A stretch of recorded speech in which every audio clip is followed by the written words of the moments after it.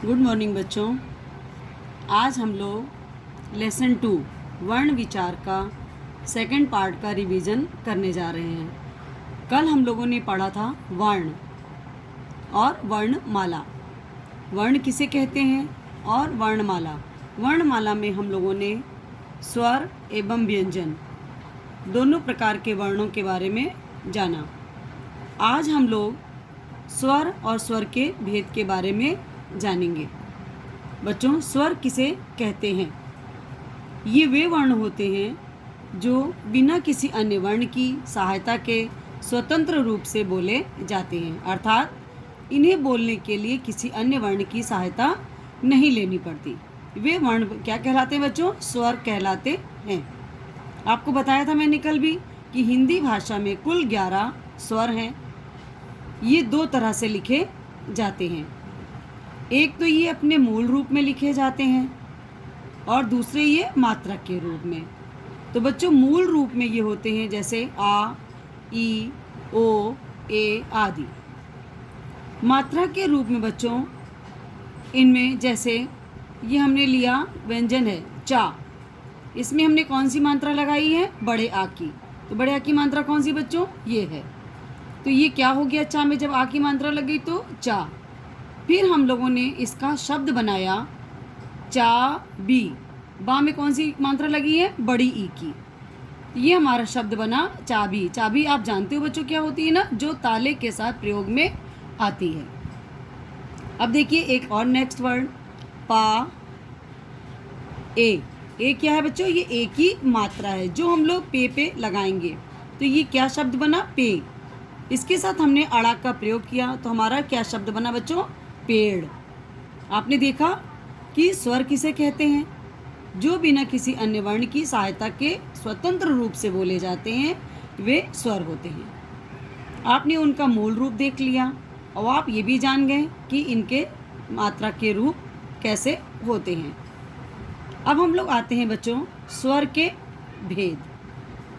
अब देखिए उच्चारण के आधार पर स्वरों को कितने भागों में बांटा गया है? 3 भागों में। पहला है ह्रस्व स्वर, दूसरा है दीर्घ स्वर, तीसरा है प्लुत स्वर। आपने बच्चों नाम से ही लगता है ना ह्रस्व। ह्रस्व मैंने होता है छोटा, दीर्घ मैंने बड़ा, प्लुत मैंने जो बहुत अधिक दीर्घ होता है, लंबा चलता है, वो प्लुत कहलाता है। सबसे पहले हम लोग पहला लेते हैं ह्रस्व स्वर। जिन स्वरों को बोलने में सबसे कम समय लगता है उन्हें ह्रस्व स्वर कहते हैं। अर्थात बच्चों जो शब्द जब हम बोलते हैं तो उनमें बहुत कम टाइम लगता है तो वो क्या कहलाते हैं? ह्रस्व स्वर। इन्हें छोटे स्वर भी कहा जाता है, जैसे आ, ई, उ, री। ये कौन से वर्ण हैं बेटा? ये 4 ह्रस्व स्वर हैं। नेक्स्ट देखिए दीर्घ स्वर। दीर्घ स्वरों को बोलने में ह्रस्व स्वरों के उच्चारण से दुगना समय लगता है। बेटा इनको बोलने के लिए हमें ह्रस्व स्वर में जैसे कम समय लगता था उससे दुगना समय दीर्घ स्वर को उच्चारण करने में लगता है। जैसे आ, ई, उ, ए, ऐ, ओ, औ। बच्चों ये 7 स्वर जो हैं ये कौन से हैं? दीर्घ स्वर हैं। आपने सुनने में आपको पता चला ना उन दोनों में अंतर कि आ। तो आपको पता लगा ना कि इस ह्रस्व स्वर से दीर्घ स्वर में कितना अंतर है। इसी में देखिए बच्चों आ, जिसके ऊपर केवल चंद्राकार बिंदी लगती है, आकार लगता है, वो आगत स्वर होते हैं। ये भी दीर्घ स्वर में ही आते हैं।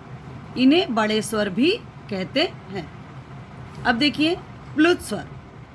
प्लुत में इन्हें बोलने में ह्रस्व स्वरों के उच्चारण से तिगुना समय लगता है। अभी आपने पढ़ा ना कि दीर्घ में दुगना समय लगता है और इनको बोलने में कितना समय लगता है बच्चों? तिगुना समय लगता है। तिगुना माने उससे भी ज़्यादा। ऐसे स्वर प्लुत स्वर कहलाते हैं। इसमें देखिए बच्चों इसका उदाहरण आप ऐसे देखेंगे ओम। आप ओम बोलते हैं ना तो ओम, आप इसका उच्चारण पूजा पाठ में आप देखते हैं होता है। हम लोग ओम की ध्वनि करते हैं। कहते नहीं, ओम करने से हमारी आत्मा, हमारा मन शुद्ध हो जाता है। तो इसलिए ये एक धार्मिक चिन्ह भी है। इसकी पहचान के लिए स्वर के साथ एस जैसा मार्क लगा देते हैं। वैसे ये ज़्यादातर संस्कृत में इसका प्रयोग बच्चों होता है। कहीं कहीं आपने देखा होगा संस्कृत में ओम में कभी कभी एस लगा के स्थान पर होता है और कभी कभी 3 की तरह, अर्थात 3, हिंदी वाली गिनती जो 3 होती है उसके आकार में भी इसे पाया जाता है। इनकी संख्या बच्चों केवल एक ही होती है। आपने समझ लिया कि ह्रस्व स्वर कौन से होते हैं, फिर दीर्घ स्वर कौन से होते हैं, फिर प्लुत स्वर। यहाँ तक के बाद हम लोग आते हैं बच्चों अनुस्वार पे। अनुस्वार का मतलब समझ रहे हैं ना बच्चों, अंग। इसका उच्चारण करते समय नाक से ध्वनि निकलती है, अंक। अंग को अनुस्वार कहते हैं। इसमें बच्चों ड़ा, इया, ड़ा, न, मा, ये हलंत के रूप में भी इनमें अंग की बिंदी की जगह ये अनुस्वार की तरह प्रयुक्त होते हैं। मानक हिंदी में बच्चों अनुस्वार अर्थात बिंदी का प्रयोग किया जाता है। अब इनके लिए आपको उदाहरण समझेंगे तो आपको ये समझ में आ जाएगा कि कहाँ पर आपका ये उच्चारण हो रहा है और कहाँ पे आप इनका प्रयोग कर सकते हैं। जैसे गंगा, कंचा, अंक, कंस, पंख, कंघा आदि। आपने देखा बच्चों, इनका उच्चारण करते समय हमारी ध्वनि कहाँ से निकल रही है, नाक से। ये अंग को अनुस्वार कहते हैं बच्चों। इसके बाद हम लोग आते हैं अनुनासिक पर। अनुनासिक मैंने आपको बताया था बच्चों कि अनुनासिक का मतलब होता है चंद्रबिंदी। तो जब स्वरों का उच्चारण मुख और नाक, आपने देखा अनुस्वार में केवल नाक से ध्वनि निकलती है और अनुनासिक बोलने के लिए मुख व नाक दोनों से इसका उच्चारण निकलता है, उसे अनुनासिक स्वर कहते हैं बच्चों। इसका चिन्ह जो है वो हमने बताया आपको चंद्र बिंदु होता है। चंद्र का आकार करके उसके ऊपर बिंदी लगाते हैं। अब देखिए इनके लिए आप इन शब्दों का प्रयोग कर सकते हैं, जैसे कांच, चांद, अंगूठी, हंस, 5 आदि। आपने देखा बच्चों, इन शब्दों के द्वारा आपने देख लिया कि अनुनासिक शब्द कौन से होते हैं। अब हम लोग आते हैं विसर्ग पर। बच्चों इसका उच्चारण हा की तरह होता है। इसका चिन्ह डॉट डॉट होता है। यह हमेशा व्यंजन के बाद लिखा जाता है। हिंदी में बच्चों इसका प्रयोग जो संस्कृत निष्ठ शब्द होते हैं, जो संस्कृत से आए हुए शब्द हैं, ज़्यादातर उनके साथ इसका प्रयोग होता है। जैसे इसके लिए शब्दों का प्रयोग आप देखिए, प्रायः, अतः, प्रातः, पुनः आदि। तो बच्चों ये शब्द आपने देखे जो विसर्ग के लिए आपने प्रयोग किए हैं।